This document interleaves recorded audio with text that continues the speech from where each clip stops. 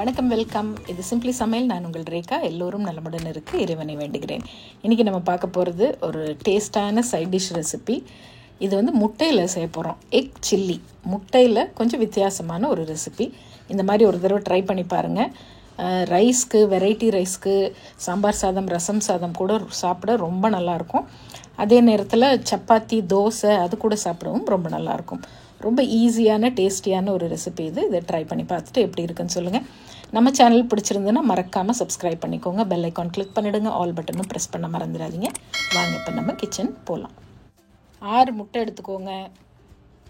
இதை வந்து நல்லா ஒரு பீட்டரோ இல்லை விஸ்க் வச்சு நல்லா அடித்து விட்டுக்கலாம். ஸோ கொஞ்சம் ஃப்ளஃபி ஆகட்டும்.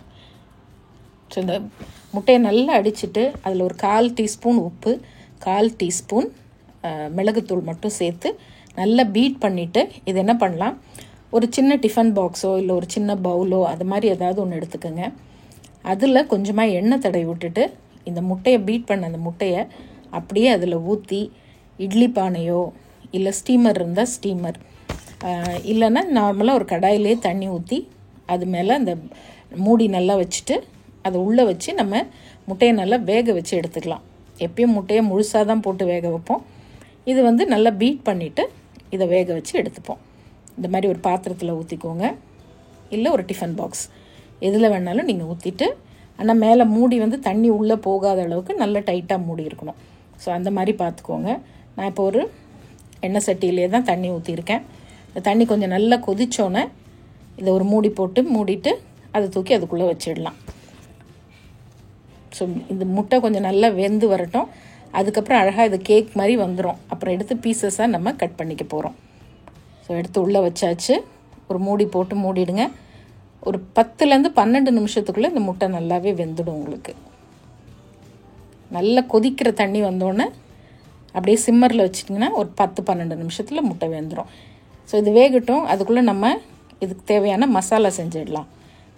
ஓகேவா? ஒரு அடிகனமான கடாயோ பேனோ வச்சுக்கோங்க. 2 டேபிள் ஸ்பூன் எண்ணெய் ஊற்றிக்கிங்க. 3 மீடியம் சைஸ் பெரிய வெங்காயம் பொடியாக நறுக்கி வச்சுருக்கேன். அதை ஃபஸ்ட்டு நம்ம சேர்த்துப்போம். ஸோ வெங்காயம் நல்லா ஒரு லைட்டாக ஒரு கோல்டன் ப்ரௌன் கலர் அளவு வதங்கட்டும். வெங்காயம் வதங்க நம்ம எப்பயுமே ஒரு 1/2 டீஸ்பூன் உப்பு போட்டுப்போம். முட்டைக்கு தேவையான உப்பு ஆல்ரெடி முட்டையில் போட்டிருக்கோம். 1/4 டீஸ்பூன் உப்பு சேர்த்துருக்கோம். அதனால் இந்த மசாலாவுக்கு எவ்வளோ சால்ட்டு தேவையோ அந்த அளவுக்கு போட்டுக்கிட்டா போகிறோம். இது கூடவே ஒரு 5-6 பல் பூண்டு, ஒரு 1/2 இன்ச் இஞ்சி, ஒரு பச்சை மிளகா அதுவும் பொடியாக கட் பண்ணி வச்சுருக்கேன். ஸோ இப்போ ஆல்ரெடி ஃபஸ்ட்டு ஒரு பேட்ச் நான் வந்து வேக வச்சு எடுத்திருக்கேன். பாருங்கள், இந்த டிஃபன் பாக்ஸில் வெந்திருக்கு. ஒரு கத்தி இப்படி நடுவில் இப்படி விட்டு பார்த்திங்கன்னா ஒட்டாமல் வரும். அப்போ வெந்துருச்சுன்னு அர்த்தம். இது கொஞ்சம் ஆறினோன்னே இதை அப்படியே வெளியில் எடுத்து பீசஸாக கட் பண்ணிக்கலாம். ஸோ இப்போ வெங்காயம் நல்லா வதங்கி வந்துடுச்சு. அடுத்தது நம்ம அந்த பூண்டு, இஞ்சி, பச்சை மிளகா அதுவும் சேர்த்து வதக்கிடலாம். கொஞ்சம் கருவேப்பிலை, ஃப்ரெஷ்ஷான கருவேப்பிலையும் சேர்த்து வதக்கிடலாம். இப்போ இதெல்லாம் வதங்கி வந்துட்டோம். அதுக்கப்புறமா ஒரே ஒரு நல்ல பழமான தக்காளி அதையும் சேர்த்து வதக்கிடலாம். இந்த தக்காளி கொஞ்சம் அப்படி லைட்டாக குழஞ்சி வதங்கி வரும்போது நம்ம தேவையான மசாலாக்கள் எல்லாம் இதில் சேர்க்க போகிறோம். சமையல் அதிக சுவையாகவும் சீக்கிரமாகவும் செஞ்சு முடிக்க நீங்கள் எல்லாரும் என்னை ரொம்ப நாளாக கேட்டுட்டு இருந்த என்னுடைய ஸ்பெஷல் செந்தூர் மசாலாஸ் இப்போ உங்களுக்காக தயாராக இருக்குது. தேர்ந்தெடுக்கப்பட்ட முதல் தரமான பொருட்களை கொண்டு ட்ரெடிஷ்னல் கிரைண்டிங் ப்ராசஸில் எங்கள் வீட்டுக்கு நாங்கள் எப்படி அரைப்போமோ அதே மாதிரி உங்களுக்காகவும் நானும் என்னுடைய குழுவும் சேர்ந்து செஞ்சுருக்கோம். அதோடைய டீட்டெயில்ஸ் எல்லாம் டிஸ்கிரிப்ஷன் பாக்ஸில் கொடுத்துருக்கேன். இப்போ அடுத்தது தேவையான மசாலாலாம் நம்ம சேர்த்துக்கலாம். நம்ம செந்தூர் மசாலாலேருந்து 1/4 டீஸ்பூன் மஞ்சத்தூள் சேர்க்குறேன். ஒரு 3/4 டீஸ்பூன் தனி மிளகாய்த்தூள். உங்கள் காரம் லெவலுக்கு தகுந்த மாதிரி கொஞ்சம் ஸ்பைஸியாக வேணும்னா இன்னொரு 1/4 டீஸ்பூன் கூட சேர்த்து போட்டுக்கலாம். இதுக்கப்புறம் நான் இதில் வந்து நம்மளுடைய மதுரை சுக்கா மசாலா 1 டீஸ்பூன் சேர்க்க போகிறேன். உங்கள்கிட்ட அது இல்லை அப்படின்னா நீங்கள் என்ன பண்ணுங்கள், மிளகாய்த்தூள், மல்லித்தூள், கரம் மசாலா இது 3 சேர்த்துக்கலாம். லேசாக தண்ணி தெளித்து விட்டுக்கிட்டோம்னா அடியில் பிடிக்காது. நம்ம மசாலாலாம் நல்லா ஒன்று சேர்ந்து வரும். ஸோ 1 டீஸ்பூன் அளவு செந்தூர் சுக்கா மசாலா சேர்க்குறேன். அதையும் சேர்த்து நல்லா வதக்கி விடுங்க. இதில் செய்யும்போது நல்ல மணமாகவும் நல்ல டேஸ்ட்டாகவும் கிட்டத்தட்ட ஒரு சிக்கன் ஃப்ளேவர் இதுக்கு கிடைக்கும். உங்களுக்கு சிக்கன் ஃப்ளேவர், மட்டன் ஃப்ளேவர் கிடைக்கும். ட்ரை பண்ணி பாருங்கள். இப்போ இதை சிம்மில் வச்சுட்டு நம்ம முட்டை ரெடி ஆகிடுச்சு.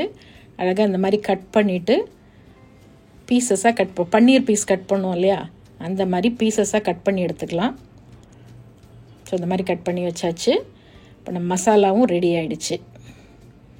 ஸோ கட் பண்ண முட்டை பீசஸை இந்த மசாலாவில் சேர்த்துக்குங்க.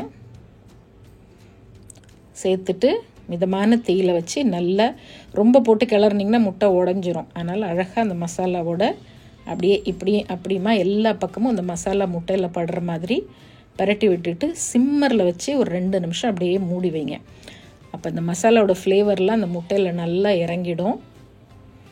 நல்லா கமகமன் வாசனையோட அருமையாக இருக்கும். ஸோ அவ்வளோதான். ஒரு 2 நிமிஷத்துலேயே பார்த்திங்கன்னா உங்களுக்கு சூப்பராக அந்த ஃப்ளேவர்லாம் நல்லா ஒன்று சேர்ந்து வந்துடும். ஃப்ரெஷ்ஷான கொத்தமல்லி நல்லா பொடியாக கட் பண்ணி சேர்த்து அதையும் இப்படி ஒரு பரட்டு அப்படி ஒரு பரட்டு நல்லா பரட்டி விட்டுருங்க. பரட்டி விட்டுட்டு சிம்மரில் ஒரு 2 நிமிஷம் வச்சு அப்படியே ஆஃப் பண்ணிட்டிங்கன்னா சூப்பரான முட்டை சில்லி, முட்டை சுக்கா எப்படி வேணாலும் நீங்கள் சொல்லலாம்.